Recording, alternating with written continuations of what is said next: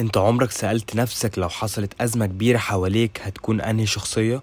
المتفرج ولا اللي بيجري وخلاص ولا اللي واقف ثابت؟ وده ساعتها بيبقى قدوة للناس من غير ما يقصد.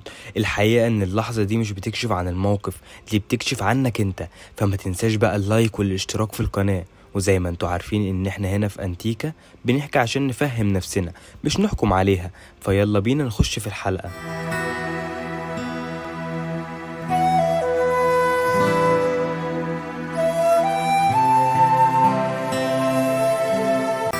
في أي أزمة بنلاقي ردود أفعال مختلفة، يعني اللي فيه بيختفي واللي بيلوم وفي اللي بيبان كأنه البطل. بس الأبطال مش دايما هما اللي بيتصدروا المشهد، ساعات بيكونوا الناس اللي بتدي كلمة هادية أو اللي بتبصلك في عينك وتقولك هنعدي من الثقة اللي فيهم.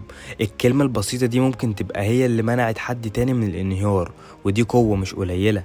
والجميل بقى ان علم النفس بيأكد ان وقت الازمات عقلنا بيدور بشكل لا ارادي على النموذج او القدوة. اي حد يدي اشارة ان في امان، يمكن يكون صديق ويمكن يكون غريب. وهنا بتظهر قيمة التفاصيل الصغيرة، ضحكة أو تصرف بسيط أو حتى التماسك في الموقف وكأننا بنستمد الطاقة من بعض.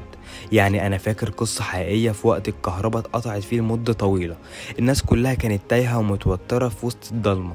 فظهر واحد وشاب عادي جدا وقف وسط الناس كلها وقال استنوا مع بعض وخلينا نهزر ونغني لحد ما الكهرباء ترجع. والكل فعلا اتجمع وغنى، والموقف اتحول من خوف لضحك. هتقولي بقى هو عمل ايه؟ هو ما عملش حاجة خارقة، بس لعب دوره الحقيقي.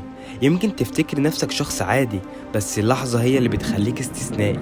والغريب ان في كتير مننا بيستنى الازمة عشان يكشف نفسه، بس الحقيقة شخصيتك بتكون في تفاصيل صغيرة كل يوم.